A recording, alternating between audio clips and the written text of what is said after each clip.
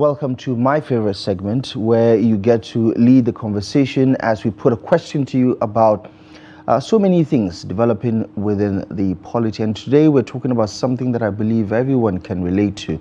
Anyone can relate to, as a matter of fact, because there's this apparent growing disconnect between the leadership and the followership in this country, where most of the time it does feel like Nigerians and their leaders are not on the same page about either what is happening or what is being done to address the challenges and the concerns that Nigerians continue to have, whether it's about the economy, whether it's about insecurity, whether it's about welfare and well-being, whether it's about education, healthcare.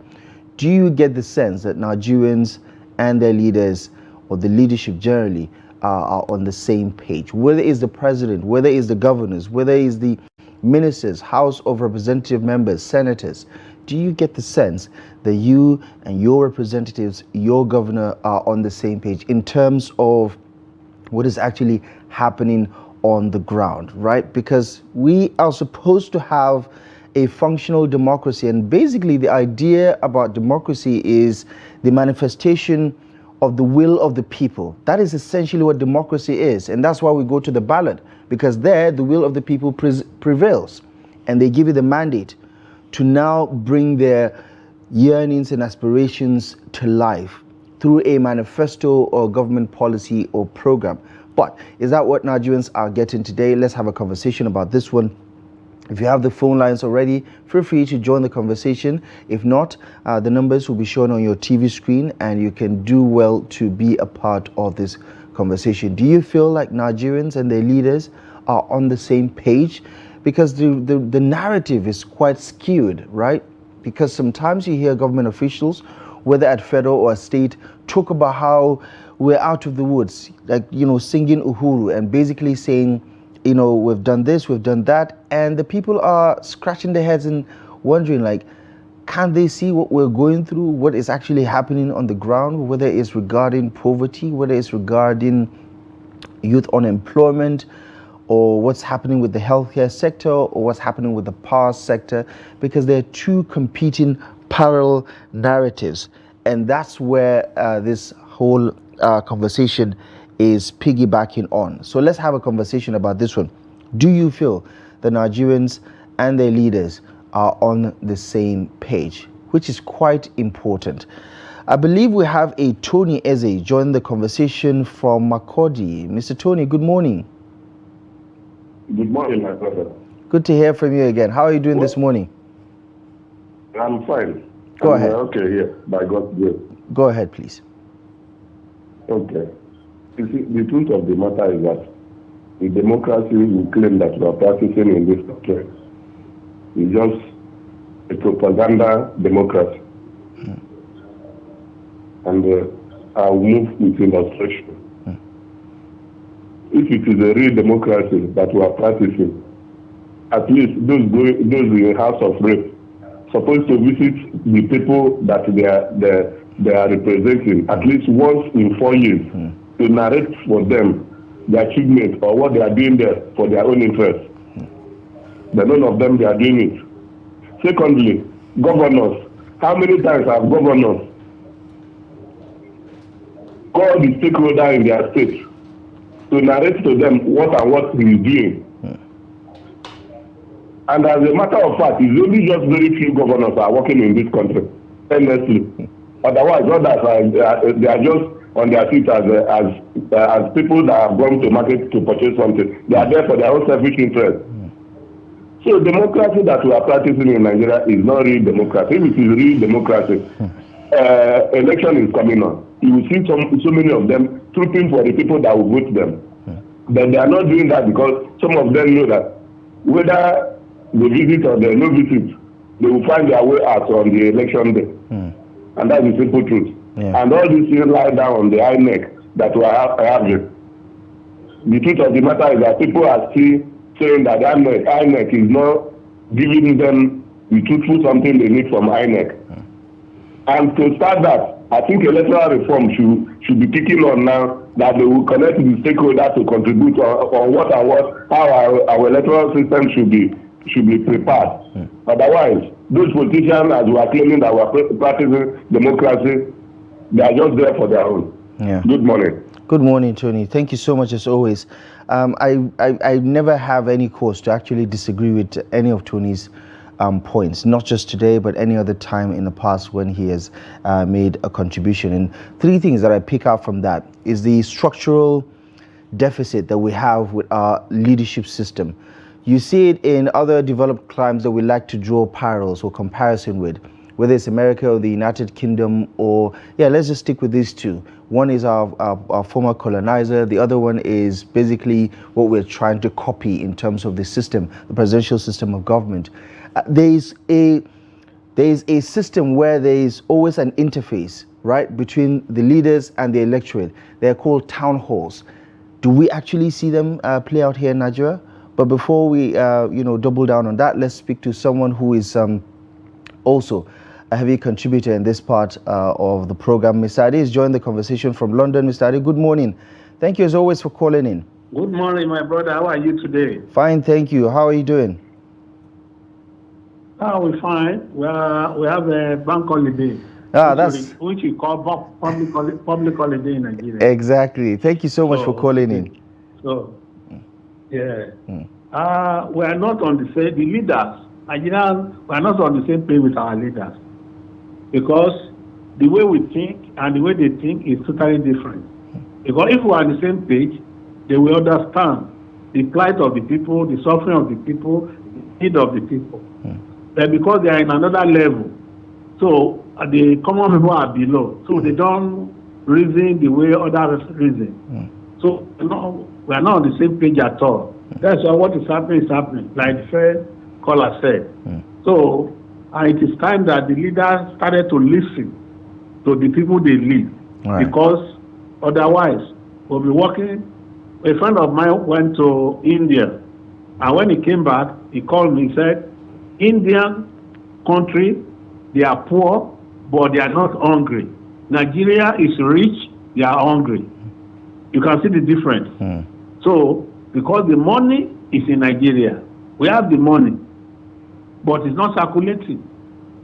I listened to EFCC chairman on one channel interview on one TV. A 22-year-old boy they made 8 billion naira in his account, and he has never worked in his life. But when they deep down, they find out that politician deposit the money in his account. 8 billion. You see, another one is a ministry, 33 billion. He said the minister got 3 billion. The remaining 30 billion is PAMSEC and director the shite.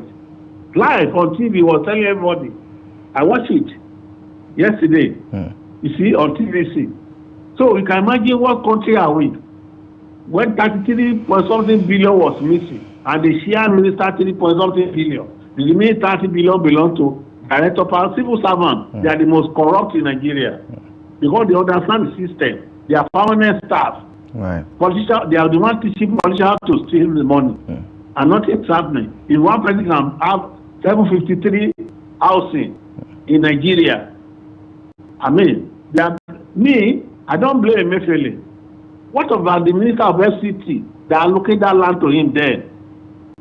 What happened to the man? You see, they should have called that man to question. Because how can you allocate such land to somebody? He's building that and you don't have, where do you get the money from? So we are not, our leaders, they are not on the same page with us. They are far, far apart. It's like heaven on earth.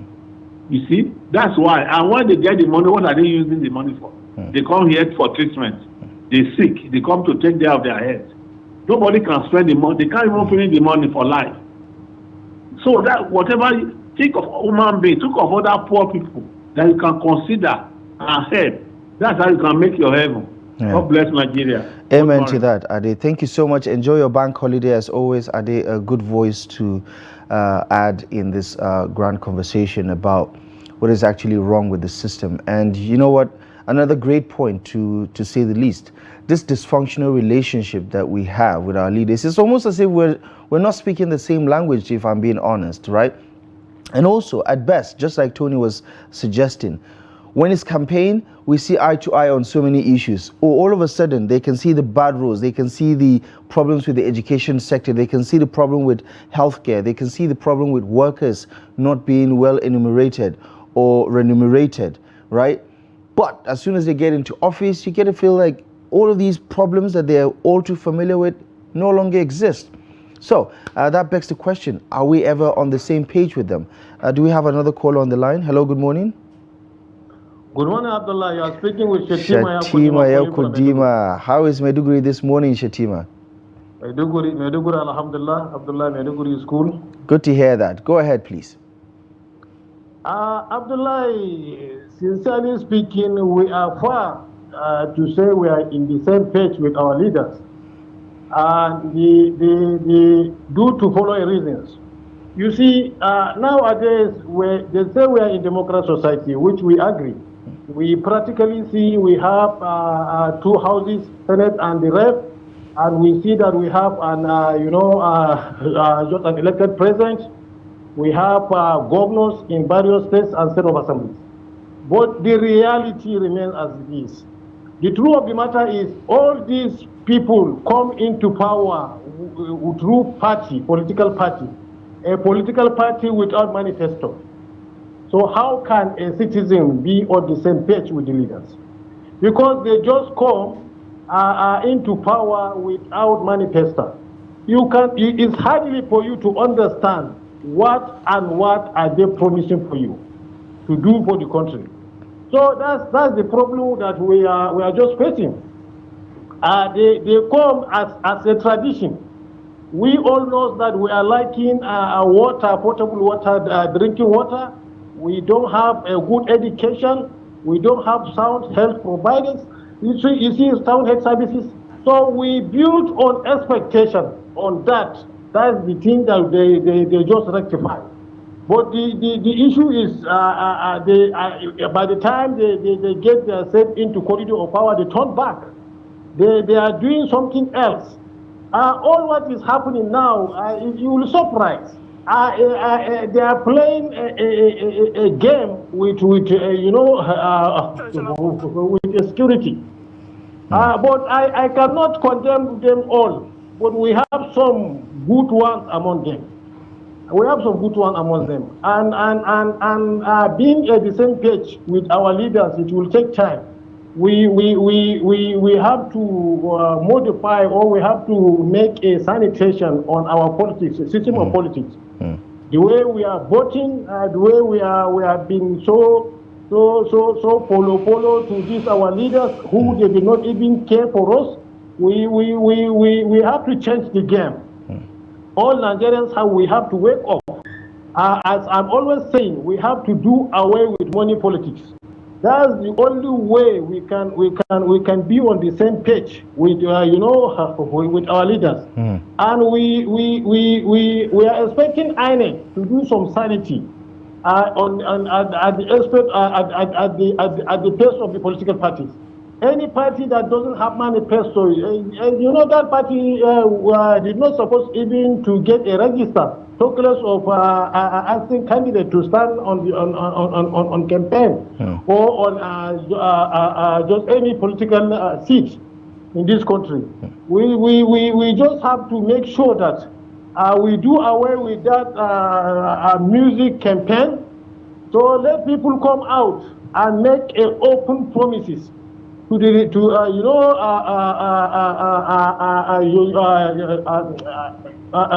to the citizens, what they will do and what they will, I think they will cover in that period that they stay in office. So I think this way we can just correct and we can be in the same page with our leaders. Yeah. May Allah help us. May Allah bring sanity to the politics of Nigeria. Thank you so much. Have a nice day. Amin, and thank you so much, Shatima. I agree with you on all of those points, especially the point he made earlier about the kind of interaction that we have, and I also believe to his point that there's a problem with the followership, this blind followership, where identity politics has eroded the concept of accountability and vetting that simply because someone is my tribesman or my kinsman, right, that qualifies him to be the next governor, to be the next president. Like, he doesn't need any other qualification, say for the fact that he is from my ethnic group or something like that. That primordial sentiment is also something that is quite prevalent with the followership, where there's not a lot of critical thinking that goes into our thought process. And I think for the most part, politicians have exploited that and have indeed taken advantage of it to take the people for granted. Let's speak to our next caller then. Hello, good morning. Morning. Good morning. Welcome to the program. Good morning. How are you? Fine, thank you. Who is on the line and where are you calling from? Thank you so very much. This is Honorable Ahmed calling from Benue State. Honorable Ahmed Ruben, how is Benue this morning? Which part of Benue? Kwante, Adipo, London. You're the only London in Africa. Right. Good to hear that. Go ahead, Thank please. you so very much. You know, it will be very, very difficult for the electorate to be discerned with the leaders. This is simply because the electorate, instead of exercising their franchise, they sell out their votes. So when the leaders eventually emerge, they now capitalize on the monies they used. Are you telling me that it will be possible for us to recall somebody from the position he has been elected into? It will be very difficult because they use those monies to buy those positions.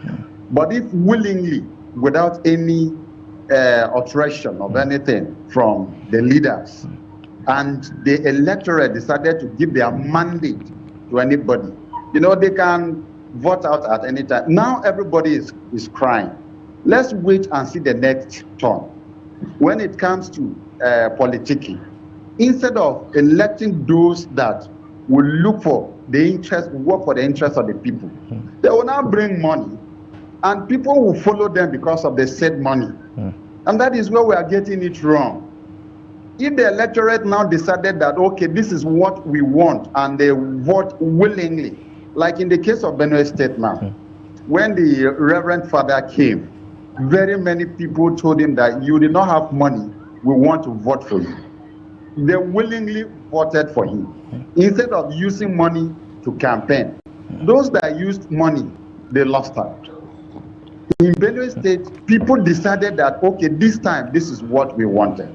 And they voted for a reverend gentleman. That is why you see people clustering around him based on what he's doing for the people. And at least he has given out what we've not seen for quite a long time. You know, retirees are now jubilating, and those working are celebrating. Because they gave out their mandate to him, and he's working for the interest of those people. So if we now have it like that, even at the national level, instead of using money, let us allow people to exercise their franchise without collecting money from people, but at least they will vote, so that the leaders will know that they are working, and their conscience will be telling them that at least these people voted for us. But now they are telling us that we collected money from them, and they're now working in order to get their monies back. All right. So that is my take on the issue. If we decided to vote for the people, then we have something to tell them. Yeah. But now they bought their positions. So we will dance to their tune, because they now play the drums and we are dancing to it. Yeah. That is my take on the matter. Thank you so much, Honorable. I appreciate you for calling. Very invaluable take there. Yes, the relationship has been transactional, to say the least, on election day and even after the elections. You get a sense that, you know, if they have this feeling that they bought it, if I went to the market and bought this iPhone, right? I mean, what business has the seller got to do with how I decide to use it at the end of the day? Because the deal has been done, and it shouldn't be so in a democracy, right? We shouldn't be trading, you know, mandates, you know, based on financial incentives and things like that. And I like the point that he made about what has happened in Benue State, because you get a sense that sometimes when leaders know that the people put them in that position, they behave differently, as opposed to if they know that they induced that system to get into positions of power. Let's speak to our next caller. Hello, good morning. Good morning, Ahmed Abdullahi. This is Abasekon. Abasekon, how is Gombe this morning? Abasekon, always a pleasure to hear from you. Go ahead, please. Thank you very much. God bless you. Sincerely speaking, are we on the same page? I say no, just like every other people have spoken.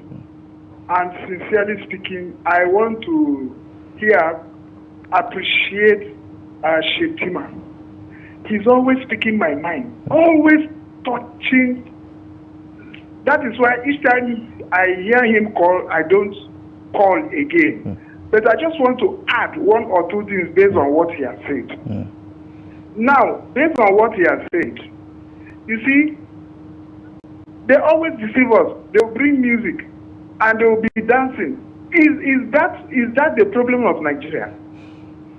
They will spend huge sums of money on a musician, and then we, being fooled, being cowed, will be dancing to music, and whatever are their plans is being driven away by the music. Now, I want us to understand that life is politics. Everything that saturates around us is what? Is politics. And I want to continue to say that we are not on the same page with our leader. The only person that I know we are on the same page is Yaradua. Each time I pray for him, Yaradua, I'm from Akwa Ibom State, from Nsurubio. I'm not a northerner. I'm not from Katsina. But wherever his soul is, God will continue to bless him, Yaradua. And another person I want to appreciate is who? Is Goodluck Jonathan. Because this is the man that said the blood of an average Nigerian is not what is being in that place. Although he was also, people. So what am I trying to say? Rising insecurity can never make me to be in one pair with them, in a page with them. Resurgence of banditry and other attacks cannot make me to be at pair with them. This is a dog-eat phenomenon. They'll continue to be eating us as if we are bread. Intelligent gatherings has failed. Why? Because they don't want us, they want us dead so that their children will continue to rule over us. So much has been released on the military and the police. What have they done with the money? And then they have this Boko Haram and so on. They have dangerous weapons. And then they will go on our next military base and seize all. Why should I be in the same page with them? They have been moving from one state to another. Why will I be in the same page with our leader? We don't have leaders. All what we have is rulers. And Yaradua was a ruler. And Goodluck Jonathan was a little bit ruler. My brother, we should go back to the drawing board. We have failed this country. A lot of us, we have failed this country. We need to go back. Let's begin to find out where have we failed. Just like I did say, this country have money. India, they don't have money. I have a friend in India. He tells me the rate of poverty in India is so high. I'm telling you, I have sisters, brothers in America. Look at what Trump is doing. They keep on updating me here. Why must we not go back to the drawing board? Our military has failed us. Police has failed us. I'm telling you the truth. Our leaders, our rulers have failed us. Thank you this morning. Thank you so much, Abasekon. We'll move forward one day. Yeah, that's the prayer. Thank you so much for joining the conversation, and I do appreciate your take on this one as always. And the truth of the matter is, while Nigerians might be quote unquote victims of maladministration or poor leadership, they also have a role to play, and I think that's where Abasekon is heading towards, that people should also take accountability for how we as a collective have failed to coalesce and to see that the problems that we're dealing with, irrespective of our religious and cultural differences, are alike, because we go to the same markets, our children go to the same schools, right? We go to the same hospitals. So if we do not band it together and realize that we need to have a strategy in terms of selecting quality leadership. At the end of the day, what we're going to be getting are these transactional politicians who think all they can offer is, some sweet words on the campaign trails and then 1,000, 2,000, 3,000 here and there to buy your vote, and that is the end of the story. And if you're lucky, maybe you get a bag of rice while that politician is still in office. And that in itself means that Nigerians, to a certain degree, are also complicit, because the leadership is almost dependent on the followership in terms of accountability, in terms of mandate, in terms of support and all of that. If we don't support government policies and programs, it wouldn't succeed. But do we have what it takes to even understand ourselves to a point where we can then have serious conversations about how our own actions is greatly undermine this particular leadership question that we do have? So we're going to take a quick look at some of the contributions that have come in via WhatsApp. You can also chime in on the conversation. Let's take a look at this first message on our WhatsApp platform. This one is coming from Nandi Bete in Ogoja in Cross River State. As always, Nandi, thank you so much for joining the conversation. It says, a comparison between the humongous salaries and prodigious lifestyle of elected office holders in contrast to the near abject penury condition of the ordinary citizens is enough to illustrate the dysfunctional relationship between leaders and followers. It appears that in Nigeria, the electorate elect their leaders to go and enjoy the good life on behalf of the ordinary citizens. This is most unfortunate, and I couldn't agree with you more, Nandi. Thank you so much for joining the conversation. Appreciate you for that take. Let's go back to the phone lines. Hello, good morning. Who is on the line? Yeah, morning. I want to contribute to this your good program. Yes, who is on the line and where are you calling from? Mohammed, calling from Borno, Maiduguri. Mohammed, good morning. Go ahead, please. Thank you very much, Rasidi. I'm calling from Borno, Maiduguri. Yes, go ahead, please, Mohammed. What we need is security first in this life. Without security, you don't have anything. So our leaders, what are they doing with this money? Buhari moved down there and buy a plane of $1 billion. Buhari spent almost 17 trillion. The same thing, tinubu is spending trillion. What are they doing with this money? We need security first. What are these people doing here? These rep member, senators, we don't know what they're doing. We need security first.